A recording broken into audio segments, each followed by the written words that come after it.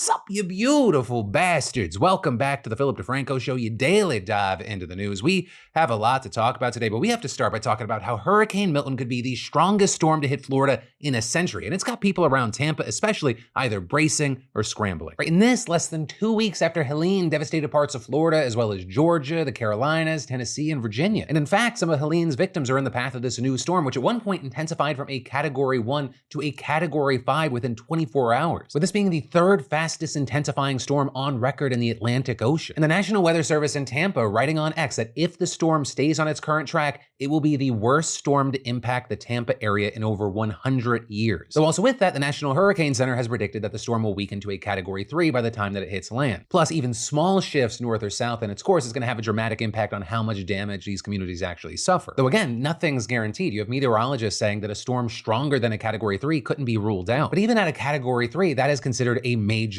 hurricane. And with that, Milton's actually due to become the 10th major hurricane to make landfall along the Gulf Coast since 2017. But Tampa, notably, it hasn't been directly hit by a major hurricane since 1921. Though this, as scientists have been warning for years, that the city and the surrounding area are especially vulnerable to rising seas caused by storm surges. And of course, with all this, you have experts saying that climate change probably has something to do with it. Which also brings us to this now viral clip of a veteran meteorologist being moved to tears while giving the latest update on Milton. It's just an incredible hurricane. It has dropped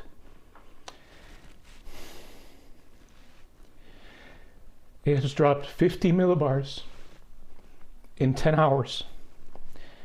I apologize. This is just horrific. With him then going on to emphasize the role of climate change and later posting on X, extreme weather driven by global warming has changed me. And going on to say, frankly, you should be shaken too and demand climate action now. But of course, in the meantime, the focus is on what can be done immediately, which if you're my dad is not answering my calls, and then when you do answer my call, declining my offer to fly out of the state earlier in the week. Because why take advantage of a resource you have when you can hunker down and face the first hurricane to hit Tampa since 1921? Or what many other Floridians are doing is partaking in the state's largest evacuation effort in years. Or with Governor Ron DeSantis issuing a state of emergency for 51 counties with more than 1 million people being told to flee. And with that, you also had the city's mayor issuing this shocking statement on CNN Monday. This is literally catastrophic. And I can say without any dramatization whatsoever, if you choose to stay in one of those evacuation areas, you're going to die. And so with all this, the evacuation has also led to massive traffic jams and gas shortages, which is definitely something to keep an eye on, but also you have experts saying it might also be a good thing. With, for example, a FEMA spokesperson telling the BBC that he is encouraged by the amount of evacuation that's going on right now. But of course, there are still a lot of concerns about dealing with Milton, especially as Florida has been one of the states most at odds with the federal government when it comes to dealing with Helene. Right, DeSantis has reportedly spoken to Biden about hurricanes Helene and Milton, but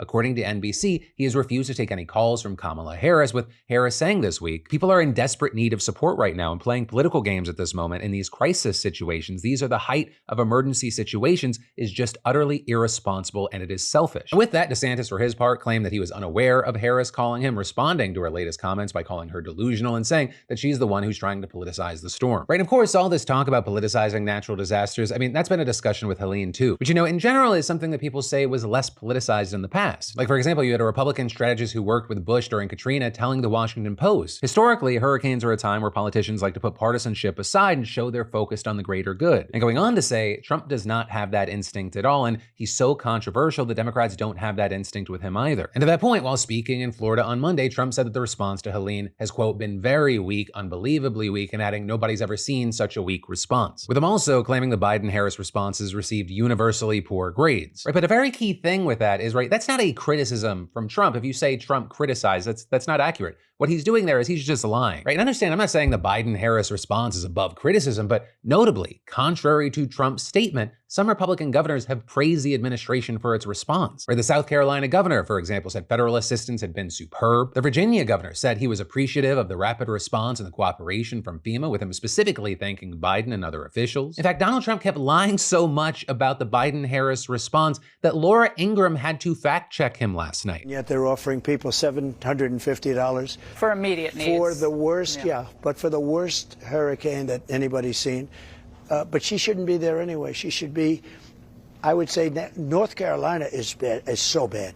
And she was there today for 3 hours, I believe, Kamala Harris. But also, the lies around Helene go way beyond just vague criticism. With Samantha Montano, for example, an assistant professor of emergency management at the Massachusetts Maritime Academy, saying, "I have been doing disaster work for nearly 20 years, and I cannot think of another acute disaster where there has been this much misinformation." Right? I mean, you have Marjorie Taylor Greene out there claiming that some mysterious they can control the weather. With some of her crackpot defenders going, "Oh, so you're saying cloud seeding's not a thing?" That is not what she is talking about. She is talking about weaponizing hurricanes. You've got prominent right-wing voices out there like Grant Cardone saying, "I grew up on the Gulf of Mexico, been watching storms since I was a young boy. I have never seen a storm start here and go east. Do you think government is using technology to manipulate weather patterns and storms?" Right, with that then getting community noted because that's just absolutely not true about there not being storms like this in the past. There's also this whole conspiracy theory about the government trying to seize land in North Carolina to mine lithium. And then there's just been a lot of lies directed at FEMA and the federal government specifically. Like, for example, the agency has been forced to deal with claims that it's stealing donations, diverting disaster aid to Ukraine, or refusing help from others, which is actually a lie Elon Musk has helped spread. And this, of course, is Trump has been helping spread some as well. Though it's definitely not the first or most ridiculous way he has lied about a hurricane. Like, I don't know if you remember, but when he was president, he once showed a fake hurricane map altered with a Sharpie to retroactively justify a previously incorrect tweet that he shared about the storm's path. It's just that now his lies are more insidious and more obviously meant to appeal to voters. Right? I mean, he suggested that Democrats were withholding hurricane aid to Republican areas of North Carolina. He also falsely claimed that disaster relief funds were being diverted to house undocumented migrants. And so with that, we've had Harris calling Trump's role in the spread of misinformation extraordinarily irresponsible. And this is you also have the head of FEMA warning that these lies affect the disaster response, with her saying, "The fact there are a few leaders having a hard time telling the difference between fact and fiction is creating an impedance to our ability to actually get people the help they need." And to that point, as one example, there have reportedly been calls for residents to form militias to defend against FEMA staff members, as well as anti-Semitic and misogynistic threats against them. And that's a problem considering that many places, such as in Western North Carolina,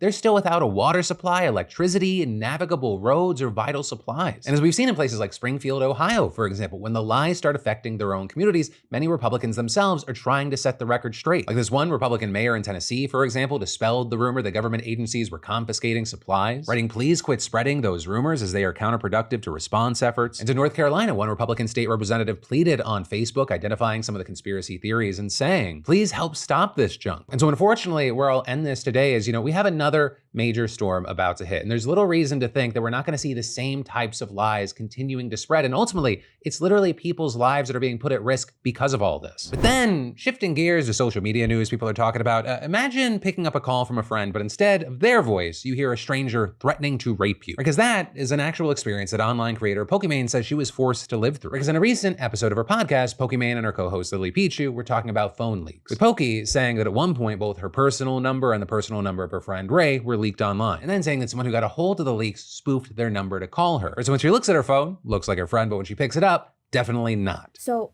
I pick up the phone. I'm like, "Hey, what's wrong?"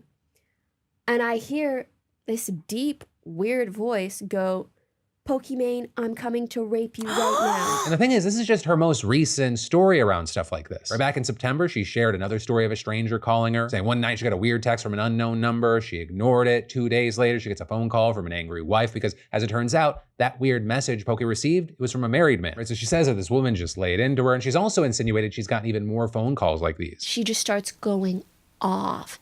She's like, "You have no idea how bad of a person he is. Are you a prostitute? Are you a whore?" Yeah, she just starts going in on me. It's gotten to the point where even when I meet someone and start talking to them, I have to tell them please don't call me. I have trauma from phone calls. But then in less serious social media news, we have some drama, with this time it being Logan Paul and Minecraft YouTuber TommyInnit. Right, and this actually starts with an episode from Logan's podcast back in June where he was interviewing Trump, and at one point they were discussing the war in Gaza. But it then just immediately switches to Logan plugging Prime, right, his drink company that he founded with KSI. With Tommy then pointing this out a few days ago, tweeting, "Right, I'm done." With that then leading to others calling out Logan for the ad, and then Logan responding by posting screenshots of text messages Tommy sent him a year ago, where he appeared to be offering support for Logan's boxing match with Dylan Dennis, which then resulted in a lot of people jumping into the replies on that one and ripping Logan apart, saying things like, "Dude, these are from a year ago. What does this prove?" As well as the fact that he had to go back a year to find anything is wild, bro. He's trying so hard. But then it also doesn't stop there, because yesterday Tommy responded to the leak messages by saying, "If the same week I had a daughter I also lost to a beef with TommyInnit, I would kill myself," which then prompted Logan to leak even more old private messages of Tommy reaching out to him, trying to hang out or chat and saying, Tommy is lashing out because I've been neglecting him. Sorry I didn't chill with you, buddy. To which Tommy replied, why do you keep posting private messages of me being kind to you? Are you stupid? Right? And many have dogpiled even more on Logan for sharing even more private messages, which mostly just feature him blowing off Tommy at every opportunity. All of this then leading to Tommy posting a video today where he took some jabs at Mr. Beast, Logan Paul, and KSI, or where he noted that he was inspired by these creators offering products to their young audience, Feastables, Prime, now Lunchly, and with that, launching Vapely to his audience, which just to be clear,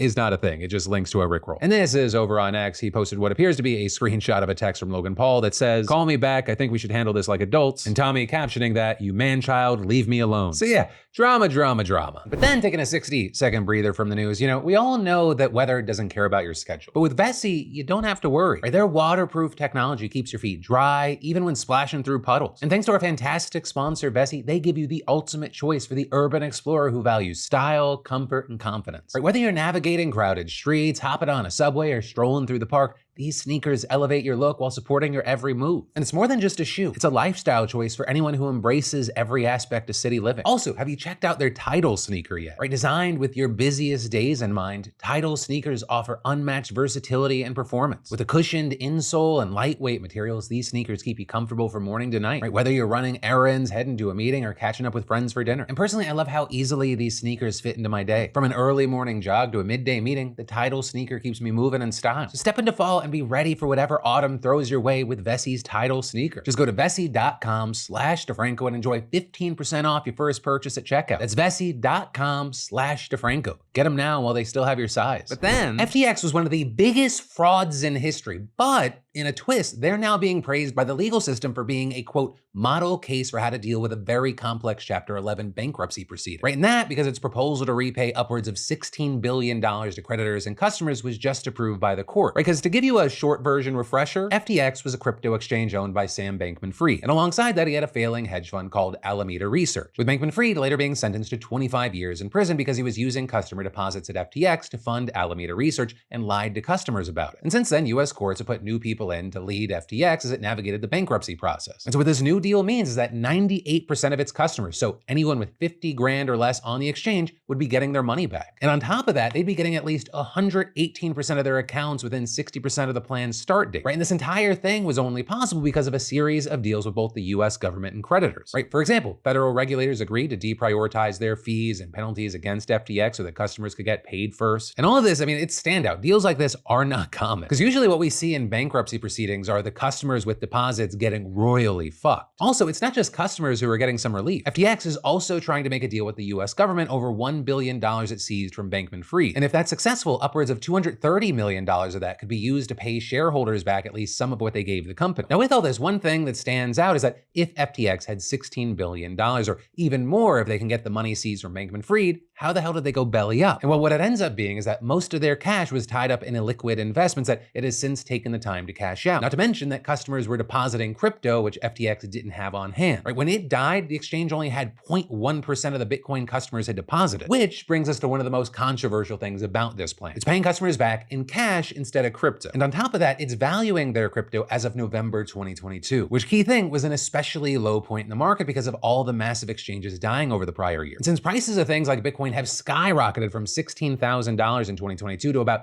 $63,000 right now, which is even less than its peak of over $70,000, that's left some creditors and customers upset. When they're pointing out that the claim that they're getting 118% of their account's value back, it's just not true, right? Since things have changed so much since November of 2022. And that's a major reason why some creditor groups are asking to be repaid in crypto. But FTX pointed out that buying crypto on the open market would have wasted billions of dollars since they don't have any on hand. And there we saw the judge agreeing, pointing out that many customers' crypto accounts held FTT, which is FTX's own token, which notably hasn't been worth anything in years and would leave them worse off. Right? So for some, this is going to seem like a massive win. For others, a massive loss. And for those in between, just a way out. Something is better than nothing, but it's not gonna make you feel any less fucked. Well, maybe slightly less so, but still fucked to some degree. But then we've gotta talk about this Mission Impossible style heist / plan to kill in-laws news. Right, so let me set the stage. This is the Tom Cruise of the story, 53-year-old Thomas Kwan. Right, and he is, or was, a doctor in England who was really looking forward to inheriting his mother's home in Newcastle. Thing is though, she revised her will so that her partner, 72-year-old Patrick O'Hara, would actually be the one to get the house before Thomas did, assuming that she died before him. So Thomas, he did the logical thing. He devised an elaborate plan to make sure Patrick died first. And here's how police said he did it. First, he forged fake medical letters telling Patrick that he was eligible for an at-home COVID vaccine. Then, after this old man accepted, Thomas checked into a hotel under a false name,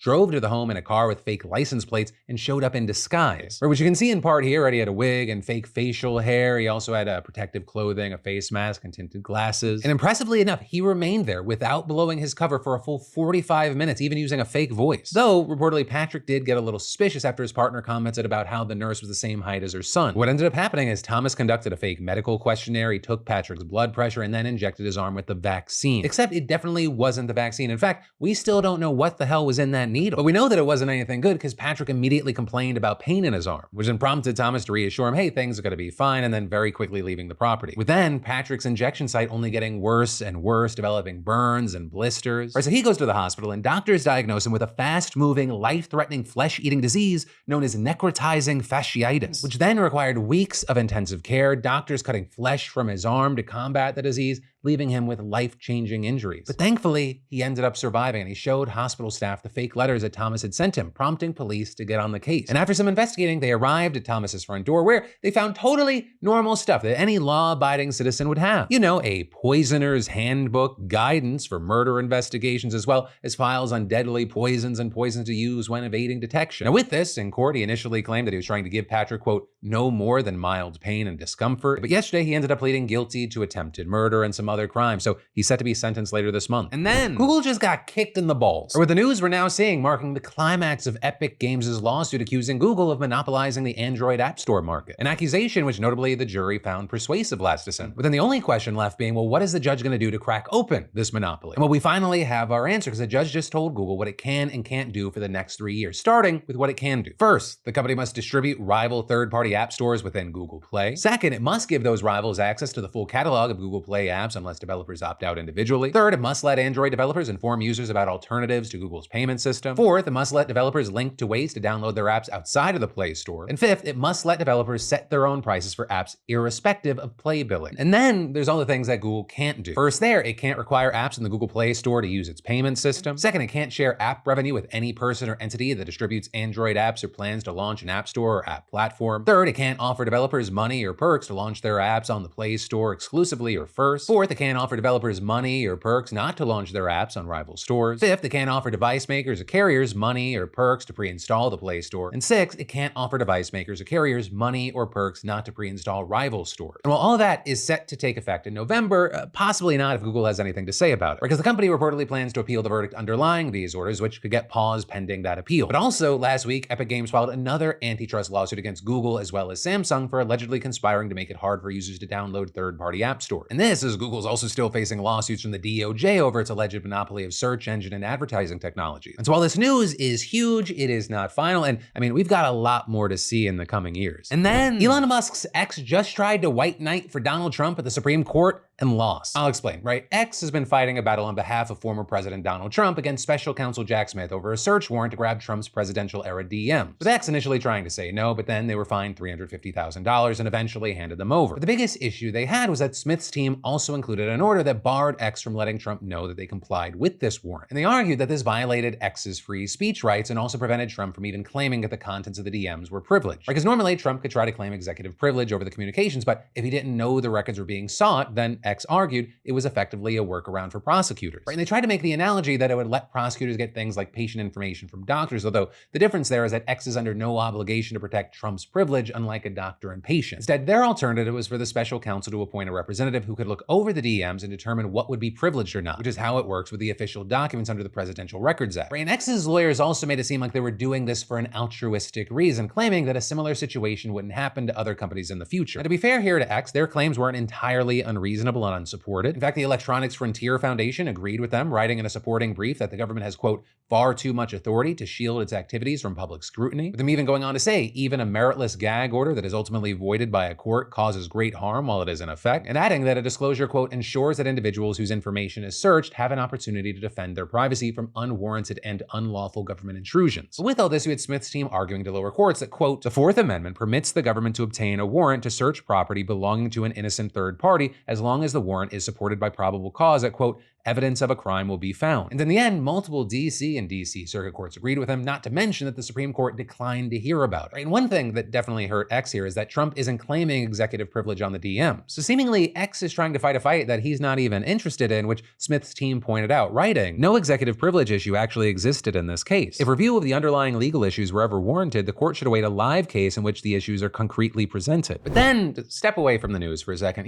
a healthy metabolism is flexible, switching between fuel sources, fats, and carbs based on availability and energy needs. Right? Your metabolism is your body's engine. It's how your body turns the food that you eat into fuel that keeps you going. Thanks to our sponsor, Lumen, you just breathe into this device first thing in the morning and you'll know what's going on with your metabolism, or whether you're burning mostly fats or carbs. And then it gives you recommendations to improve your metabolic health. And personally, I've been using Lumen in the morning, but also throughout the day. And it's so cool, right? You breathe into it before and after workouts and meals. That way you know exactly what's happening in your body in real time, and it gives you tips to keep you on top of your health game. I use Lumen before workouts and it lets me know if I need a boost with something beforehand. And with all the new running that I've been doing lately, this tool has been incredibly helpful in letting me know if I have more energy than I thought, or no, it's time to fuel up. So if you want to take the next step in improving your energy and health, just go to lumen.me/DeFranco to get 15% off your Lumen. That's lumen.me/DeFranco for 15% off your purchase. And thanks to Lumen for sponsoring the show. But then, so you already know that the 2024 presidential election is arguably one of the most consequential ones in American history. But for some people, it is on a completely different level, right? It is good versus evil. It is light versus dark. It is God versus Satan. And that brings me to the topic of today's deep dive, an organization by the name of Ziklag. With that name unsurprisingly coming from the Bible, and the people in this group reportedly believe that they are in a spiritual battle and locked in a terrible conflict with the powers of darkness to, quote, redirect the trajectory of American culture toward Christ by bringing back biblical structure, order, and truth to the nation. Or at least that is a quote from a document laying out the group's 30-year vision. That also being a big thing, they have a 30-year vision. It's not just a group of fanatics. We're talking about a highly coordinated, well-funded effort by some of the richest and most powerful people in the country. And in fact, an example is that the group has reportedly claimed that it played a, quote, hugely significant role in the selection, hearings, and confirmation process of Amy Coney Barrett for a Supreme Court seat in late 2020. Right, and with that, Ziklag actually describes itself as a private, confidential, invitation-only community of high net worth Christian families. And for them, the way of achieving the Christian America that they dream of, it's getting Donald J. Trump elected. Right, and all of this, according to an amazing investigation from ProPublica and Documented, with them getting hands on thousands of Ziklag's members-only email, newsletters, internal videos, strategy documents, and fundraising pitches, none of which had been previously made public. And so with that, what we know is that Ziklag reportedly started with a guy by the name of Ken Eldredge, whose name also might sound familiar because he reportedly once called the COVID-19 virus a gift from God. With him saying there, the kingdom of God advances through a series of glorious victories cleverly disguised as disasters. But in any case, he reportedly made his money in Silicon Valley starting back in the 70s. And since then, he's been writing books about business and faith. He's started a foundation that, quote, exists to serve Jesus Christ. And he's been involved with a number of different churches and Christian nonprofits. And you possibly have heard of one called United in Purpose because they famously organized a major meeting between hundreds of evangelical leaders and Donald Trump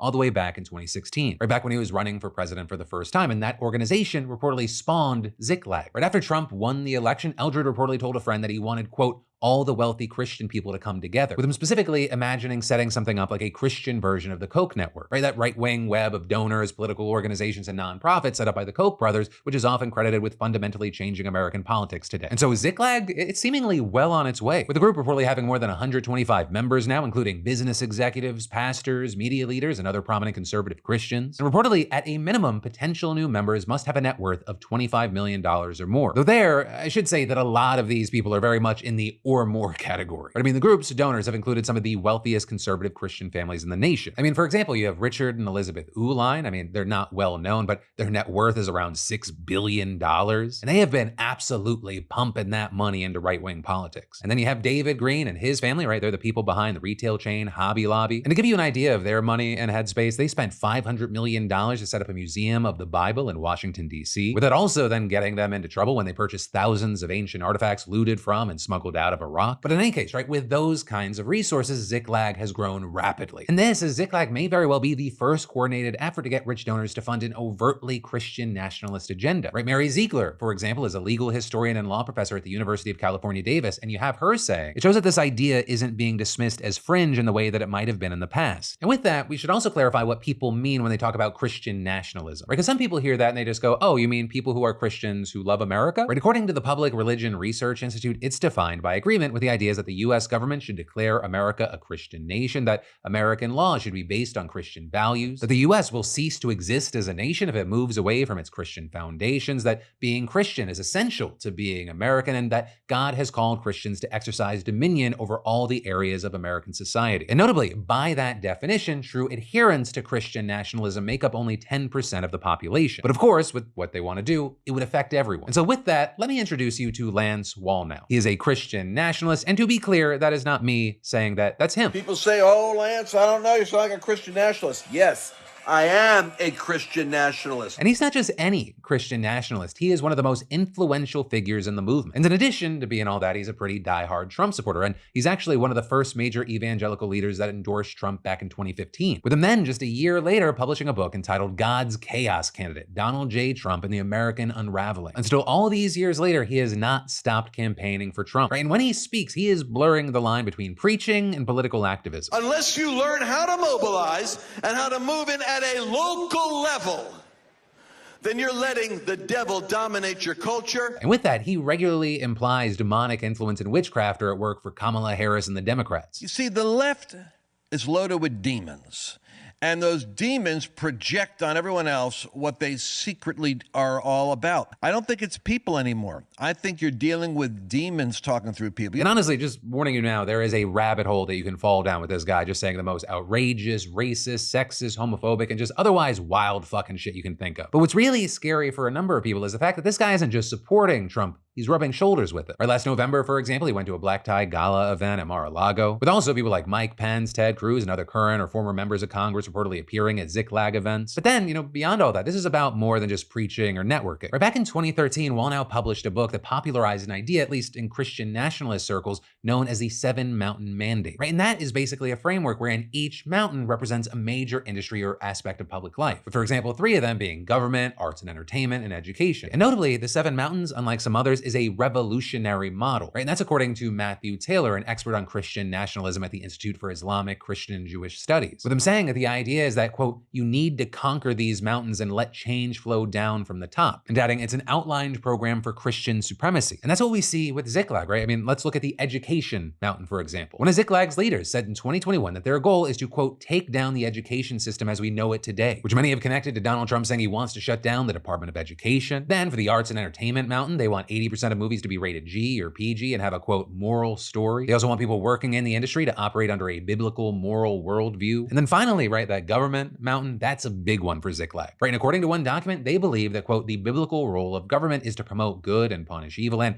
that, quote, the word of God and prayer play a significant role in policy decisions. And with all that, heading into this year, the organization's executive director reportedly warned members about an evil force manifesting itself above and beyond the mountains, or with him saying that this presence was concentrated in the government mountain. So therefore, he claimed that saving the country from the powers of darkness meant focusing the group's energy on conquering the government mountain. And to do that, the plan reportedly involves handing out millions of dollars to various groups working to shift the 2024 election in Trump's favor. And as one example, that includes the Alliance Defending Freedom, which may sound familiar because that's the Christian legal group that led the effort to overturn Roe v. Wade, but that also being considered by some to be an anti-LGBTQ hate group. But of course, again, that's just the tip of the iceberg, right? According to the Ziklag files, the group has divided its activities into 3 different operations targeting voters in swing states. Right, there's Operation Watchtower, and the aim of that one is to get voters fired up over the issues of parental rights and opposition to transgender rights. Then there's Operation Steeplechase, and that's all about using churches and pastors to get out the vote. And finally, there's Operation Checkmate, and that one's focused on the so-called election integrity movement. And there's reportedly 2 key objectives with this one. First, they're securing 10,640 additional unique votes in Arizona, with that notably being almost the exact margin of President Joe Biden's win there in 2020. And second, there's the goal of removing what they say is 1 million ineligible registrations and around 280,000 ineligible voters in Arizona, Nevada, Georgia, and Wisconsin. And to give you an idea of how they're pursuing those objectives, we now have to meet Cleta Mitchell. She is a lawyer and Donald Trump ally who joined the January 2021 phone call when Trump asked Georgia's Secretary of State to find enough votes to flip the state in his favor. And now she actually leads a network of so-called election integrity coalitions in swing states that have spent the last several years pushing for changes to voting rules and how elections are run. And a big thing here is that Ziklag may have actually been one of the first groups to fund Mitchell's activism. And as far as what she's doing, we're seeing things like Mitchell promoting something called Eagle Eye, or with that being a data tool that's supposed to use artificial intelligence to help challenge voter registrations en masse. And that's also sparked concerns that legitimate voters are going to get knocked off the rolls in the process. And actually, on top of backing Mitchell, Ziklag also reportedly planned to invest $800,000 directly into Eagle Eye's Clean the Rolls project. And notably, that would be one of the largest known donations to the group to date. But even more than that, Ziklag's funding and strategy arguably represent one of the clearest links yet between the Christian right and the election integrity movement that emerged from Trump's baseless claims about voting fraud. Now, of course, with all this, right, donating money, it's not illegal, right? Except, in this case, it kind of is, right? Because however you think of Ziklag, a secret society, a spiritual organization, a political group, what it really is, according to the law, is a 501c3 tax-exempt charity. So according to the IRS, that means they do not have to publicly disclose their funders and donations are tax deductible. But in exchange for that, they are, quote, absolutely prohibited from directly or indirectly participating in or intervening in any political campaign on behalf of or in opposition to any candidate for elective public office. And so with that, nonpartisan lawyers and legal experts told ProPublica that Ziklag might be violating the law or at least pushing the envelope. For example, a professor at Catholic University's Columbus School of Law saying that the investigation casts serious doubts on this organization's status as a 501c3 organization. With also another professor, this one from Notre Dame, arguing it's across the line without a question. But in the meantime, the damage may have already been done, right? The lies and the hate that they've helped fuel, they're not going anywhere. And of course, the big thing is that Ziklag is just one of a dozen different entities that could move the needle on this election. But regardless, right, seeing this type of religious extremism anywhere near mainstream politics, I mean, for most of us, that's at the very least an alarming trend. And if you are not a fan of that, it's something that should light a fire under your ass. So here is your friendly reminder, go to vote.org or vote.gov, make sure you're registered. And if you're not registered, get registered to vote, then look into early voting, come up with a voting plan, and get out there and do something. Because remember, you, your friends, your family, whoever around you may not fuck with politics, but if you do not do something, politics will fuck with you. 30-year game plan, secret society kind of fuck with you. But that, my friends, is the end of your Tuesday evening, Wednesday morning dive into the news. For more news that you need to know this week that you might have missed, you can click or tap right here to watch that. Also to snag this week's limited Mess with Politics tee or hoodie, I got you here, or top links in the description. But no matter what, as always, remember, my name's Philip DeFranco. You've just been filled in. I love yo faces, and I'll see you right back here tomorrow.